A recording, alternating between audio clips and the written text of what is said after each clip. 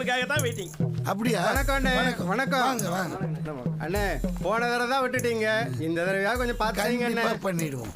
நான் எதுவும் சொல்ல தேவையில்லை. போன வாட்டி கொடுத்தீங்க, பார்த்து செஞ்சிட்டோம். இந்த வாட்டியும் கொடுத்தீங்கன்னா கொஞ்சம் நல்லா இருக்கும். செஞ்சிருவோம். சரிங்கண்ணே, பார்த்து செய்யுங்கண்ணே. சால்வையை போட்டு கான்ட்ராக்ட் வாங்குறான், இதுக்கு பேர் தான் போட்டு வாங்குறதா? போயிட்டு வா. வணக்கம்ண்ணே. வணக்கம். உங்களுக்கு தெரியாதது ஒன்றுமில்ல, இந்த முறை நம்மளே கொஞ்சம் வளர்த்து விட்டா நல்லா இருக்கும். அர்ஜென்ட்டா விவோ பார்க்க போறேன். போயிட்டு வந்து உங்களை மீட் பண்றேன். சரிண்ணே, அப்புறம் போயிட்டுட்டானே. அந்த பச்சை சால்வை போட்டவன ஓகே பண்ணுவான் பாரு. அதுக்கு வாய்ப்பே இல்லை தலைவா. பச்சை சால்வை ரொம்ப பழசா இருக்கு, மஞ்சள் சால்வை தான் காஸ்ட்லியா இருக்கு, அதை தான் ஓகே பண்ணுவான் பாரு. இந்த பச்சை சால்வ போட்ட பார்ட்டி பேர் சண்முகங்க ஐயா. சண்முகம் பேர்ல கான்ட்ராக்டை டைப் பண்ணி வை, நான் வந்து சைன் பண்ணேன். சரிங்க ஐயா. எப்படி தலைவா கரெக்டா சொன்னேன்? ஏய், மஞ்சள் சால்வை போட்டா 2 லட்சம், நீல சால்வை போட்டா 3 லட்சம், பச்சை சால்வை போட்டா 5 லட்சம் கமிஷன் அர்த்தம். இதெல்லாம் அரசியல் கணக்கு. நீ சாதாரண ஆள் இல்லை தலைவா, உன்னை கணிக்கிறது ரொம்ப கஷ்டம். என்ன பாக்குற? இல்ல நம்ம கிட்ட எத்தனை சால்வை இருக்குன்னு பார்த்தேன், வெறும் செல்ஃப் மட்டும்தான் இருக்கு.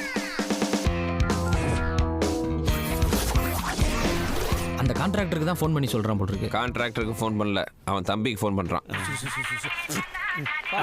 அண்ணனுக்கு ஃபோன் வந்திருக்குப்பா. அப்படியா? அண்ணனுக்கு ஃபோன். தலைவா உங்க அண்ணன் கால் பண்றாரு. ஹலோ, யாரு வைஸ் சேர்மனா? நாளைக்கு உங்களுக்கு எதிராக நடக்க போற நடைபேரணியை நிறுத்த சொல்றது தானே போன் பண்றீங்க? அது நடக்காது. அரசியல்ல அண்ணன் தம்பி சென்டிமெண்ட்டுக்கே இடம் இல்ல. சரி, நீ அதை என்ன வேணா பண்ணிக்கோ. நான் கால் பண்ணதே வேற விஷயம். ரோட் கான்ட்ராக்ட் ஓகே பண்ணிட்டேன். எனக்கு சேர வேண்டியது வந்து சேர்ந்துரும். உனக்கு தேவையானதை பேசி வாங்கிக்கோ. ஓ அப்படியா? ஓகே ஓகே, நான் பாத்துக்கிறேன். ஏய் விட்றா, கமிஷன் அப்படி. லூசு பையன், அதை காதுங்காதும் வச்ச மாதிரி சம்பாதிக்காம அவன் எதிர்கட்சிக்காரன் தெரிஞ்சு அவனுக்கு ஃபோன் பண்றான். இந்த 5 வருஷம் இவன் சம்பாதிக்கும் போது அவனை கவனிச்சாதான் அவன் அடுத்த 5 வருஷம் இவனை கவனிப்பான். அரசியல்ல அடிதடி எல்லாம் மேல் மட்டத்துல தான், கீழ் மட்டத்துல இப்படி கொடுக்கல் வாங்கல் இருந்தாதான் காலம் தள்ள முடியும். தலைவா, எல்லா கட்சிக்காரனும் கமிஷன் வாங்குறான், நம்மளும் வாங்கணும். அப்பதானே நம்ம கட்சிக்கும் கௌரவம். வாங்கலாம். யோசிக்காதீங்க தம்பி, யாருக்காக இல்லைனாலும் எனக்காக கேளுங்க. 7 மாசம் சம்பளம் பாக்கி, தொடப்ப தேஞ்சு டூத் பிரஷ் மாதிரி ஆயிடுச்சு. கூட்டி பெருக்கிற ஆயெல்லாம் கலாய்க்கிற அளவுக்கு நம்ம கட்சியோட கஜானா ரொம்ப வீக்கா இருக்கு. அது மட்டும் இல்ல, இப்போ உன் வாழ்க்கையில உன்னை நம்பி ஒரு பொண்ணு வேற வந்துட்டா. பிரைட்டா யோசிக்கிறாரா?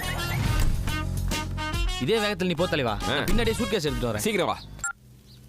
அண்ணே சொல்லுங்க. கான்ட்ராக்ட்ல சைன் பண்ணியாச்சு, அது உனக்கு தான். ஆமா, உன் பச்சை சால்வை பார்த்தேன், சைடுல ஒரு சோப்பு நூல் தொங்குதே. புரிஞ்சுக்கிட்டீங்களா? அண்ணே ஓகேன்னா இறக்கிடலாம். பேரு சிங்காரி.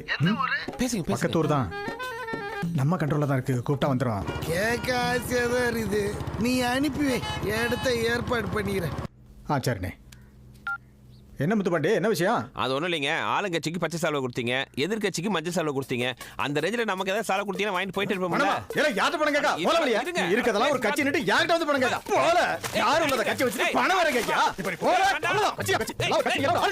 பணம் கேட்டா என்ன தெளிவா வெறுங்கை விசிட்டு வர? செக்கா கொடுத்துட்டாங்களா? என்ன மொக்க பண்ணி அனுப்பிச்சிட்டான்டா. அந்த வைஸ் சேர்மனுக்கு இவன் கொடுத்தத விட 1 ரூபாயாச்சும் விட்டு அதிகம் வாங்கி காட்டுறா. 1 ரூபா வேணா வாங்குவேன், எக்ஸ்ட்ரா வாங்குற மாதிரிலாம் எனக்கு தெரியல. என் கட்சி கேவலமா சொல்லிட்டான்ல, நாளைக்கு டிவி நியூஸ் ரேடியோ சேனல் எல்லாத்தையும் ஏமாவும் தான் இருக்கும். என்ன தெளிவா சூசைட் பண்ணி சுமார் நான் யாருன்னு காட்டுறேன். என்ன வண்டியா?